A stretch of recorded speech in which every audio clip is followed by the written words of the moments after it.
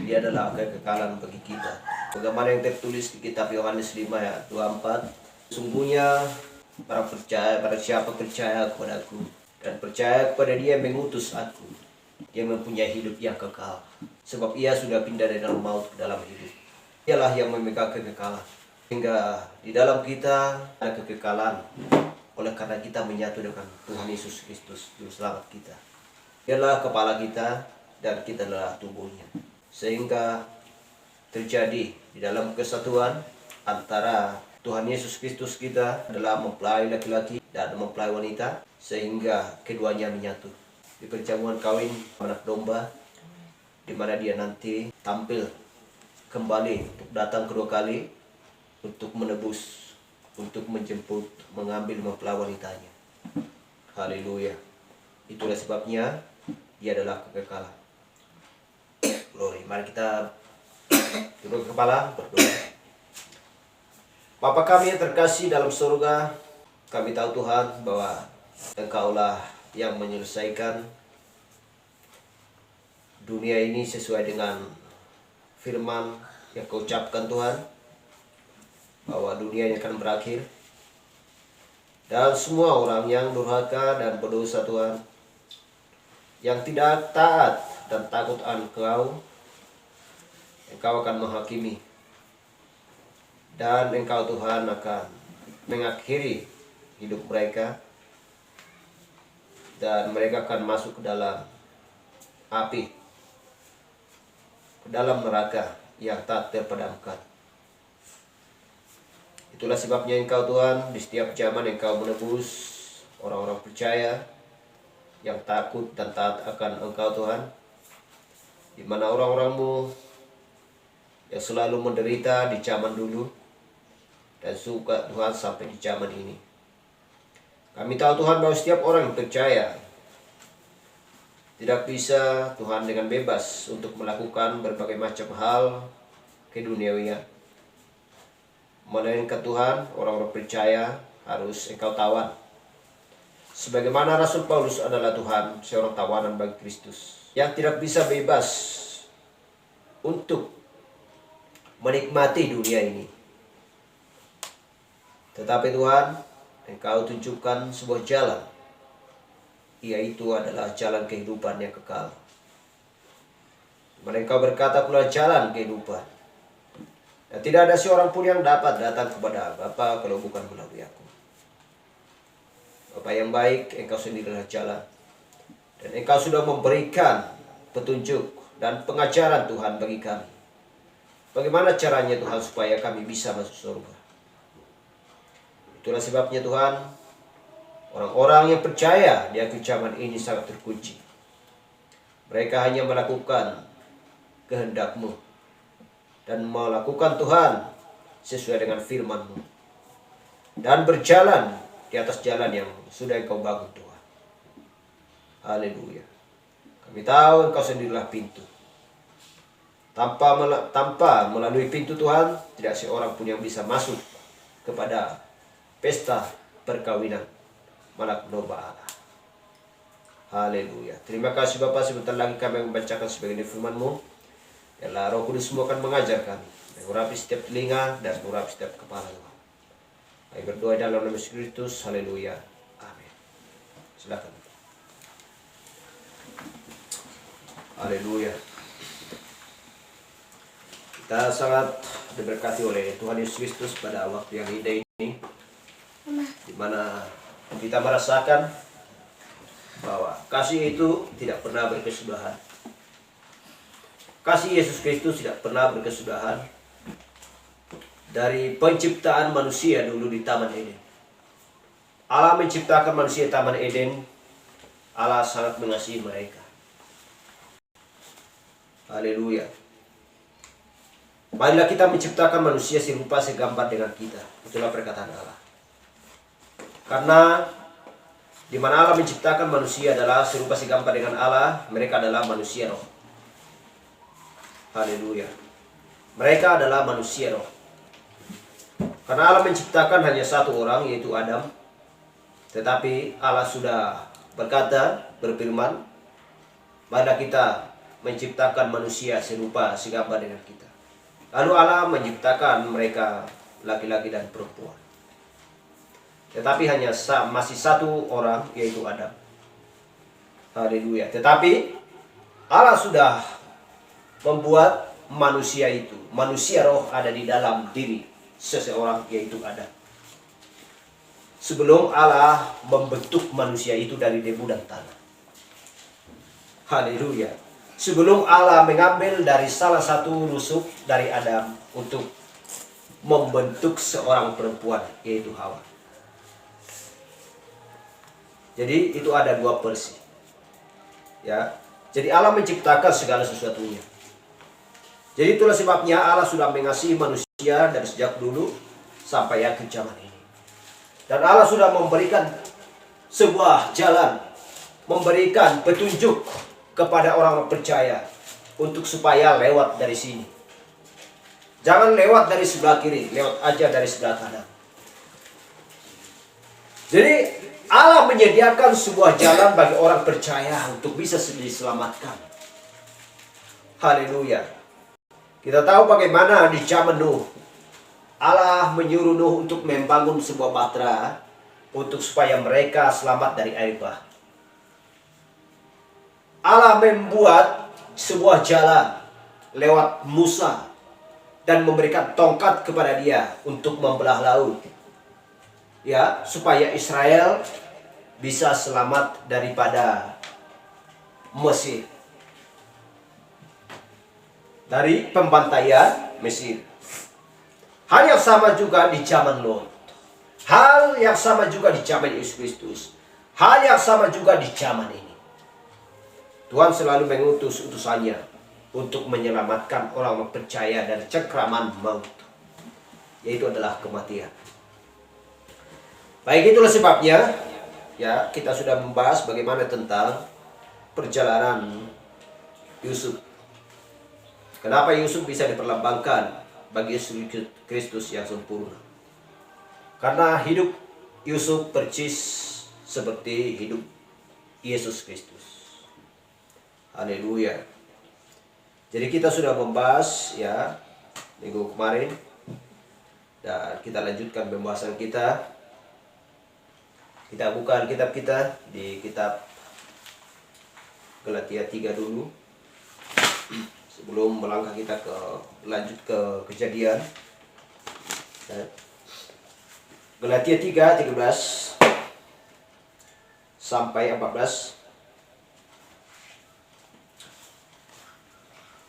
Kristus telah menebus kita dari krut hukum Taurat. Kristus telah menebus Kristus telah menebus kita dari hukum Taurat dengan jalan menjadi kutuk karena kita. Sebab ada tertulis, terkutuklah orang yang digantung pada kayu salib. Yesus Kristus telah membuat ini supaya di dalam Dia berkat Abraham sampai kepada bangsa-bangsa lain, yaitu bangsa kafir. Sehingga oleh iman kita menerima roh yang telah dijanjikan itu. Haleluya. Jadi, kenapa dikatakan bahwa terkutuklah orang yang digantung di kayu salib? Apa penyebabnya Kristus disalibkan? Dia menjadi kutuk oleh karena kita. Dia jadi menanggung segala dosa oleh karena kita. Dia adalah menjadi seorang pendosa oleh karena kita. Haleluya. Oleh karena mempelai wanitanya. Itulah sebabnya orang-orang percaya dari bangsa kafir harus ditebus lewat darahnya, lewat penyaliban, lewat kematiannya, penderitaan yang ditanggung oleh dia. Haleluya. Bukan karena yang lain, melainkan hanya untuk menebus mempelai wanitanya. Jadi persis itu di mana perjalanan Yusuf. Mari kita Bukan kitab kita yang tertulis di kitab Kejadian 45 ayat 1. Haleluya. Demikian firman Tuhan. Ketika itu Yusuf tidak dapat menahan hatinya lagi di depan semua orang yang berdiri di dekatnya. Lalu berserulah ia, "Suruhlah keluar semua orang dari sini." Maka tidak ada seorang pun yang tinggal di sini bersama-sama dengan Yusuf. Kita lihat. Saya ulangi sekali lagi. Ketika itu Yusuf tidak dapat menahan hatinya lagi di depan semua orang yang berdiri di dekatnya. Lalu berserulah ia, "Suruhlah keluar semua orang dari sini." Maka tidak ada seorang pun yang tinggal di situ bersama-sama dengan Yusuf. Kita lihat. Jadi ketika dia sudah berjumpa dengan saudara-saudaranya yang datang dari Kanaan, pada waktu itu banyak orang bersama-sama dengan Yusuf. Tetapi dia menyuruh untuk supaya tidak ada seorang pun di situ, di dekat dia. Sehingga mereka pun disuruh pergi. Haleluya. Untuk supaya dia bersama-sama dengan saudara-saudaranya yang datang ya dari Kanaan. Anak-anak Yakub, anak-anak Israel. Untuk apa tujuannya? Kita lihat. Ketika ia memperkenalkan dirinya kepada saudara-saudaranya. Setelah itu menangislah ia keras-keras sehingga kedengaranlah kepada orang Mesir dan kepada seisi istana Firaun. Dan Yusuf berkata kepada saudara-saudaranya, "Akulah Yusuf, masih hidup ke Bapa?" Tetapi saudara-saudaranya tidak dapat menjawabnya sebab mereka takut dan gemetar menghadapi dia. Lalu kata Yusuf kepada saudara-saudaranya itu, "Marilah dekat-dekat." Maka mendekatlah mereka. Katanya lagi, "Akulah Yusuf, saudaramu, yang kamu jual ke Mesir. Tetapi sekarang janganlah bersusah hati dan janganlah menyesali diri, karena kamu menjual aku ke sini, sebab untuk memelihara kehidupanlah Allah menyuruh aku mendahului kamu. Karena telah 2 tahun ada kelaparan dalam negeri ini, dan selama 5 tahun lagi orang tidak akan membajak atau menuai. Maka Allah telah menyuruh aku mendahului kamu untuk menjamin kelanjutan keturunanmu di bawah bumi ini, dan untuk memelihara hidupmu, sehingga sebagian besar daripadamu tertolong. Jadi bukanlah kamu yang menyuruh aku ke sini, tetapi Allah. Dialah yang telah menempatkan aku sebagai bapa bagi Firaun dan tuan atas seluruh istana, dan sebagai kuasa atas seluruh tanah Mesir." Kita lihat. Haleluya. Jadi sebelum dia berjumpa dengan saudara-saudaranya, ya, dia menyuruh orang-orang Mesir keluar daripada tempatnya itu. Haleluya. Jadi kemana mereka pergi? Mereka keluar. Kemana istri Firaun? Kemana istri Yusuf? Juga diantar terlebih dahulu ke dalam suatu tempat, supaya istri Yusuf itu tidak bersama-sama dengan dia dan juga orang-orang Mesir. Haleluya. Jadi sebelum Yesus Kristus bertemu dengan kepada 144.000 orang, sebelum dia bertemu di kedatangan yang kedua, dia harus terlebih dahulu mengantar mempelai wanitanya ke awan-awan. Haleluya. Setelah mempelai wanitanya dibawa kepada awan-awan, ya, di masa 3,5 tahun, maka dia akan kembali untuk menjumpai orang Israel yang 144.000. Haleluya. Glory, kita lihat. Ketika ia memperkenalkan dirinya kepada saudara-saudaranya, setelah itu menangislah ia keras-keras. Sehingga kedengarlah kepada orang Mesir dan kepada seisi istana Firaun. Dan Yusuf berkata kepada saudara-saudaranya, "Akulah Yusuf. Masih hidup ke Bapa?"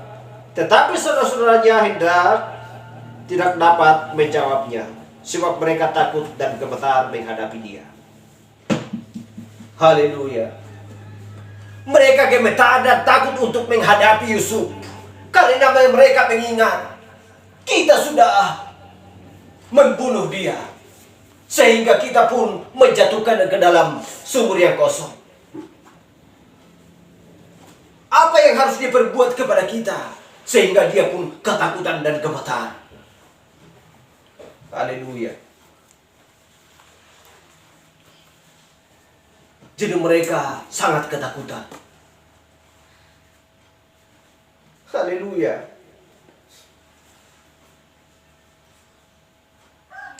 Dan Yusuf berkata kepada saudara-saudaranya, "Akulah Yusuf." Ya, sehingga dia pun bertanya, "Masih hidup ke Bapa?" Lalu kata Yusuf kepada saudara-saudaranya itu, "Marilah dekat-dekat." Mereka tahu, mereka ingat bahwa dia telah dijual kepada seorang pedagang budak ke Mesir. Haleluya. Mereka telah menjual dia. Jadi mereka tidak nyangka bahwa Yusuf sudah menjadi seorang raja di istana Firaun di Mesir. Haleluya. Jadi mereka sangat ketakutan, gemetar. Hal yang sama juga bagaimana nanti orang yang 144.000 dari bangsa Israel, ketika Kristus turun datang dari surga, mereka juga akan ketakutan dan gemetar. Setelah Yesus tampil di hadapan mereka. Haleluya. Dan mereka akan bertelikut lutut, sujud untuk menyembah dia ketika Yesus Kristus tampil untuk menjumpai mereka. Haleluya.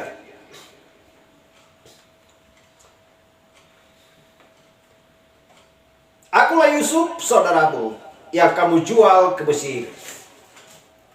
Tetapi sekarang janganlah bersusah hati dan janganlah menyesali diri, karena kamu menjual aku ke sini, sebab untuk memelihara kehidupanlah Allah menyuruh aku mendahului kamu. Bukan dengan program kamu, bukan dengan rencana kamu, tetapi oleh karena rencana Allah. Allah lah yang menyuruh aku ke Mesir ini untuk mendahului kamu. Untuk supaya apa? Untuk supaya manusia hidup di muka bumi. Kalau tidak, mati. Oleh karena apa? Oleh karena kelaparan yang melanda dunia. Haleluya. Glory. Jadi semuanya itu adalah rencana Allah. Kenapa Yesus Kristus harus disalibkan? Kenapa Yesus Kristus harus dianiaya? Kenapa bangsa Yahudi tidak percaya bahwa dia adalah seorang Mesias yang sudah dijanjikan Allah, yang tertulis ya di kitab Zakaria. Haleluya. Itu sudah tertulis.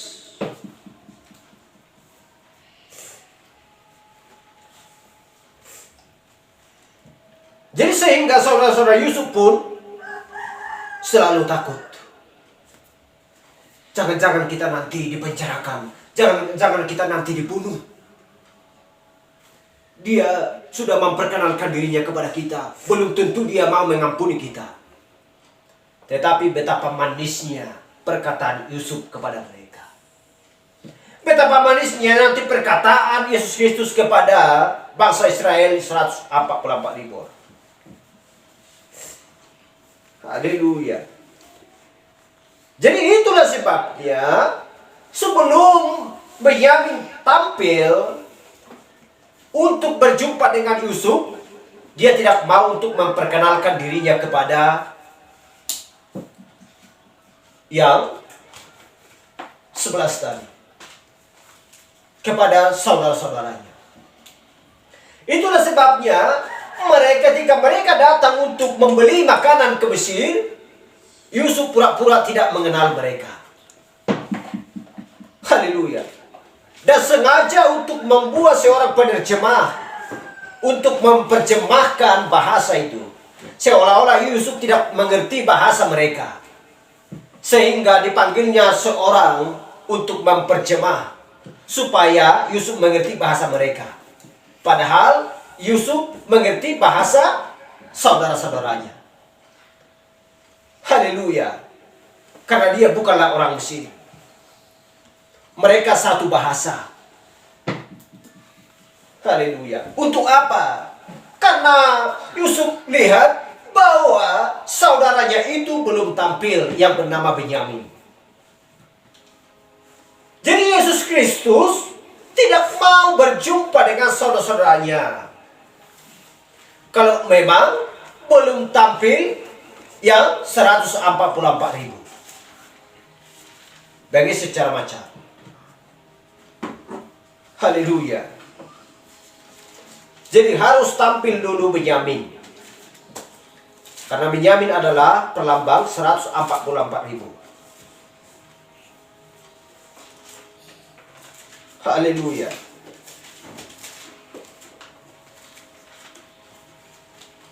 Jadi itulah sebabnya Yusuf menyuruh mereka kembali lagi dan menahan satu orang dari saudaranya sebagai jaminan supaya mereka kembali lagi untuk membawa Yusuf, untuk membawa Benyamin dari Kanaan. Haleluya. Jadi setelah datang mereka kedua kalinya, mereka membawa Benyamin, barulah dia mau memperkenalkan dirinya kepada saudara-saudaranya. Disinilah dikatakan, sehingga dia pun bertanya, masih hidupkah Bapak? Lalu kata Yusuf kepada saudara-saudaranya itu, marilah dekat-dekat. Maka mendekatlah mereka, katanya lagi, akulah Yusuf, saudaramu yang kamu jual ke Mesir. Tetapi sekarang janganlah bersusah hati dan janganlah menyesali diri, karena kamu menjual aku ke sini untuk memelihara kehidupan lah. Allah menyuruh aku mendahului kamu. Karena telah 2 tahun ada kelaparan dalam negeri ini, dan selama 5 tahun lagi orang tidak akan membajak atau menuai. Maka Allah telah menyuruh aku mendahului kamu untuk menjamin kelanjutan kehidupan di bumi ini dan untuk memelihara kehidupanmu. Kita lihat, untuk memelihara kehidupanmu. Seorang nabi berkata demikian, sehingga sebagian besar daripadamu tertolong. Sebagian daripadamu tertolong. Siapa yang dimaksudkan di situ? Sebagian daripadamu tertolong. Yesus Kristus pun mengatakan demikian kepada bangsa Israel.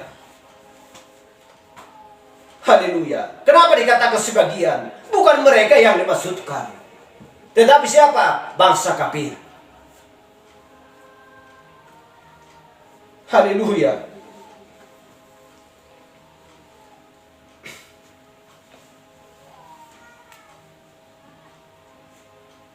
Haleluya.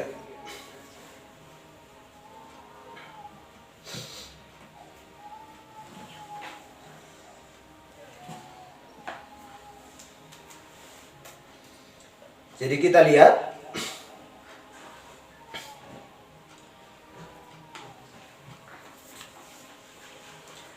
tujuannya di sini. Tetapi sekarang janganlah bersusah hati dan janganlah menyesali diri, karena kamu menjual aku ke sini, sebab untuk memelihara kehidupanlah Allah menyuruh aku ke sini mendahului kamu.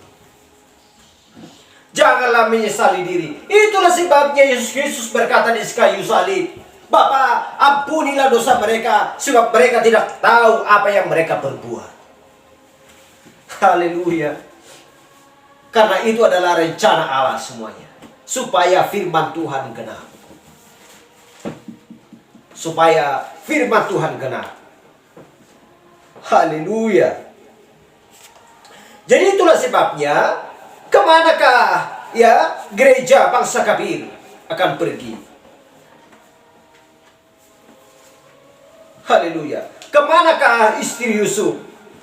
Sudah terlebih dahulu diantarkan kepada suatu tempat dalam istana tersebut. Mempelai wanita diantar Kristus dulu. Diubahkan orang percaya sekejap mata dengan yang tertulis di kitab 1 Tesalonika dari ayat 16. Orang yang percaya di dalam Kristus, yang mati akan bangkit, yang hidup akan diubahkan, akan bertemu di udara dengan Tuhan Yesus Kristus. Masa 3,5 tahun.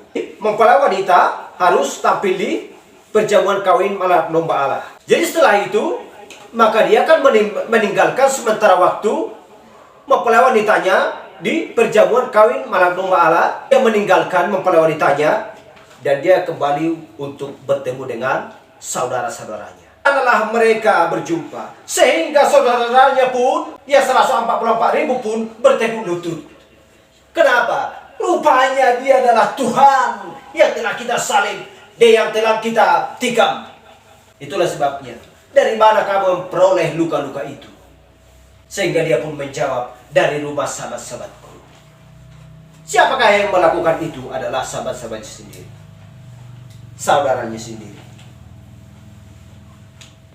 Haleluya. Hal yang sama yang dilakukan oleh saudara-saudara Yusuf kepada dia. Hal yang sama yang dilakukan oleh saudara-saudara Yesus Kristus kepada dirinya sendiri. Haleluya.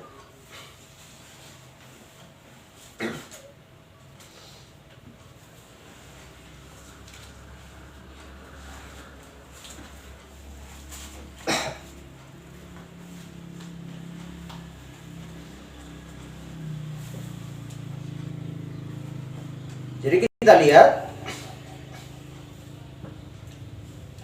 setelah itu ketika ada sesuatu perjanjian yang merusak bumi ini, ya, yaitu perjanjian dari Roma untuk mengadakan peperangan yang berlangsung pada waktu itu, sehingga Kristus tampil, anak domba Allah tampil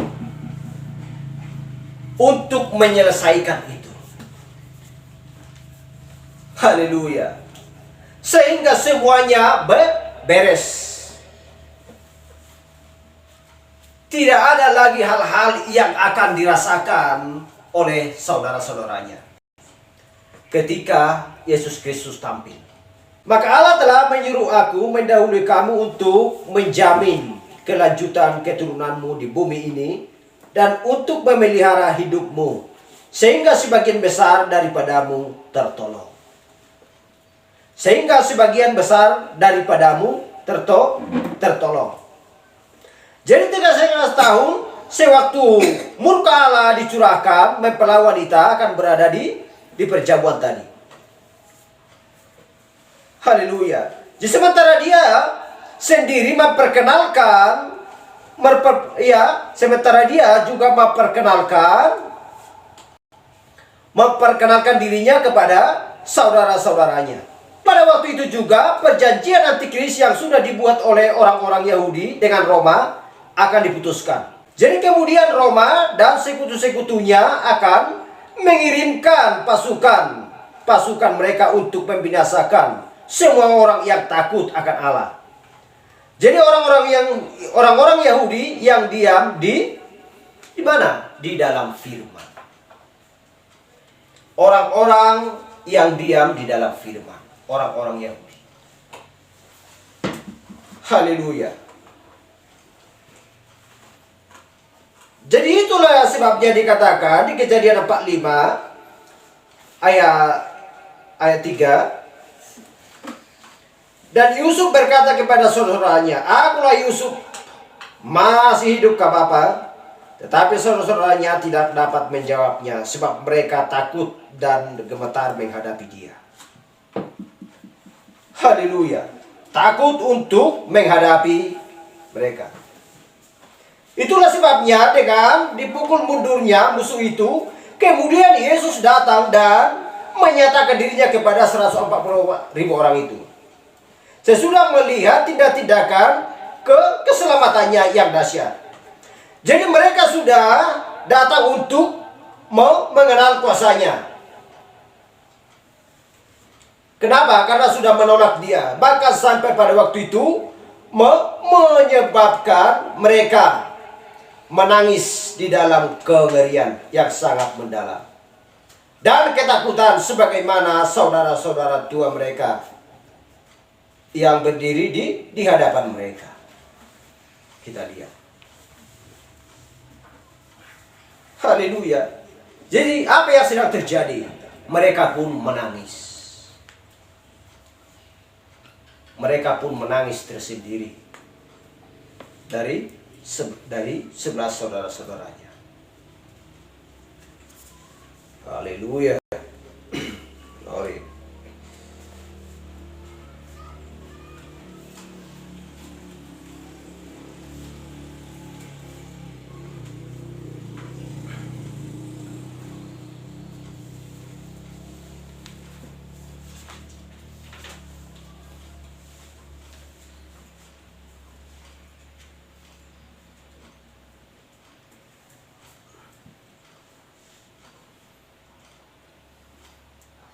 Jadi bukanlah kamu yang menyuruh aku ke sini, tetapi Allah. Dialah yang telah menempatkan aku sebagai bapa bagi Firaun dan tuan atas seluruh istana Firaun. Ya. Dan sebagai kuasa atas seluruh tanah Mesir. Kita lihat.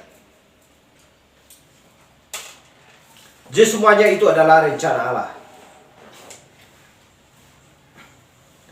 Jadi mengapa orang-orang Yahudi menolak Yesus? Karena Allah ada di dalam semuanya itu. Hanya itulah tujuan satu-satunya cara supaya dia dapat menghasilkan mempelai wanita bangsa kafir. Dia mati di kayu salib. Haleluya. Dia mati di kayu salib. Kenapa Yusuf harus pergi ke Mesir menjadi seorang raja? Untuk supaya mendapatkan bangsa kafir. Untuk supaya mendapatkan seorang mempelai wanita dari bangsa kafir. Itulah Asnat. Dan dari sanalah dia memperoleh 2 orang anak, Efraim dan Manasye. Haleluya. Efraim dan Manasye.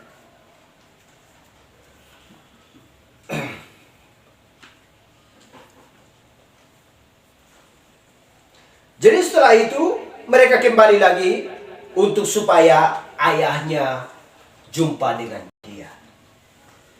Tetapi ayahnya masih ragu. Tetapi ketika Allah berbicara kepada Israel, kepada Yakub, sehingga dia pun percaya. Sehingga dia pun mau datang untuk menjumpai anak-anaknya. Kejadian 46 ayat 3. Akulah Allah ayahmu, janganlah takut pergi ke Mesir. Sebab aku akan membuat engkau menjadi bangsa yang besar di sana. Aku sendiri akan menyertai engkau pergi ke Mesir. Dan tentulah aku juga akan membawa engkau kembali. Dan tangan Yusuflah yang akan mengetupkan ketupak matamu nanti. Kelapak matamu nanti. Haleluya. Jadi semuanya itu sudah rencana Allah. Sehingga ketika mereka keluar, pergi dari Mesir, kembali ke kampungnya, ke Kanaan, sehingga anak-anaknya Yakub pun berkata, kami sudah berjumpa dengan Yusuf. Rupanya dia masih hidup, ayah. Jadi katanya, kita akan kembali ke sana.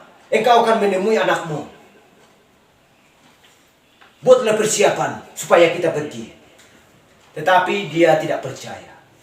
Tetapi ketika dia menyampaikan pesan dengan selengkapnya dan membawa berkas dari sana untuk diberikan kepada ayahnya, dan Allah langsung berbicara kepada Yakub, sehingga dia pun percaya. Haleluya. Sehingga dia pun percaya. Jadi semuanya itu adalah rencana Allah. Haleluya. Jadi kita lihat Kejadian 48 mulai 1, bagaimana tentang Yakub memberkati Manasye dan Efraim. Haleluya. Ketika Israel melihat anak-anak Yusuf itu, setelah mereka sampai ke sana, bertanya ia, siapakah ini? Jawab Yusuf kepada ayahnya, inilah anak-anakku yang telah diberikan Allah kepadaku di sini. Maka kata Yakub, diberkatilah mereka kepadaku. Dekatkanlah mereka kepadaku supaya aku berkati mereka. Adapun mata Israel telah kabur karena tuanya. Jadi ia tidak dapat lagi melihat. Kemudian Yusuf mendekatkan mereka kepada ayahnya, dan mereka dicium serta didekap oleh ayahnya. Lalu berkata Israel kepada Yusuf, tidak kusangka-sangka bahwa aku akan melihat mukamu lagi. Tetapi sekarang Allah berkata, tetapi Allah bahkan memberi aku melihat keturunanmu. Lalu Yusuf menarik mereka dan dari antara ayahnya, ya, dan ia sujud dengan mukanya sampai ke tanah. Setelah itu Yusuf memegang mereka keduanya dengan tangan kanan dipegangnya Efraim, ya, yaitu di sebelah kirinya, dan dengan tangan kirinya Manasye, yaitu di sebelah kanan Israel. Lalu didekatkannya lah mereka kepadanya. Tetapi Israel mengulurkan tangan kanannya dan meletakkan tangannya di atas kepala Efraim, walaupun ia yang bungsu, dan tangan kirinya di atas kepala Manasye. Jadi tangannya bersilang. Kita lihat. Jadi tangannya bersilang. Walaupun Manasye yasul. Jadi tangannya seperti ini, menyilang. Karena Yusuf menempatkan yang bungsu, ya, yang paling besar di sebelah kanannya. Jadi yang paling kecil, yang bungsu di sebelah kirinya. Contohnya seperti ini. Ini adalah pertama, anak yang kedua ini. Jadi sehingga Yusuf tidak dapat lagi melihat karena sudah rabun oleh karena tuannya. Jadi dia menyilangkan tangannya seperti ini. Ya, Yakub. Dia sudah rabun, tidak dapat lagi mengenali cucunya. Mana yang paling besar, mana yang paling kecil. Sehingga dia pun menyilangkan tangannya seperti ini. Sehingga Yusuf pun menegur, bukan begitu ayah. Bukan begitu. Yang di sebelah kananmu adalah yang paling besar. Yang di sebelah kirimu adalah yang paling kecil. Itu yang dimaksudkan. Jadi salah tanganmu itu ayah salah. Haleluya. Tetapi apakah jawab Israel? Apakah jawab Yakub kepada anaknya? Dia menjawab, aku tahu. Aku tahu. Jadi siapa yang menyilangkan tangannya adalah Allah sendiri. Allah yang membuat demikian. Dia menyilangkan tangannya seperti ini. Haleluya. Kenapa? Apa tujuannya di situ? Karena dulu berkat Allah datang kepada Israel. Jadi arti penyelangan itu adalah salib. Dulu berkat Allah ada pada Israel. Jadi kenapa harus menyilang tangannya? Yang di sebelah kanan adalah Israel, yang di sebelah kiri adalah bangsa kafir. Jadi karena Allah membutakan mata bangsa Israel, sehingga berkat yang datang kepada Israel beralih kepada bangsa kafir. Ya, ia menyilangkan tangannya. Jadi penyelangan itu adalah perlambang salib. Tanpa disalibkan Yesus Kristus, maka berkat dari Abraham, maka berkat daripada Kristus, maka berkat yang diberikan kepada Israel tidak akan beralih kepada bangsa kafir. Jadi hanya melalui saliblah supaya berkat datang kepada Israel, kepada bangsa kafir, mempelai wanita Kristus. Haleluya. Itulah artinya bahwa itu adalah sebuah perlambang penyilangan tangan tersebut. Jadi nanti tangannya akan kembali, berkat kembali lagi kepada 144.000. Di sanalah mereka mengenal siapa diri Yesus Kristus. Rupanya dia adalah Tuhan yang disalibkan itu, yang kita aniaya itu. Rupanya dia adalah Kristus, juru selamat kita. Dia adalah Tuhan kita. Setelah tangan itu kembali. Jadi hanya melalui saliblah. Haleluya. Jadi itulah perlambang. Itulah perlambang yang sempurna bagi Yesus Kristus. Haleluya. Baik, sampai di sini kita lanjutkan minggu depan lagi.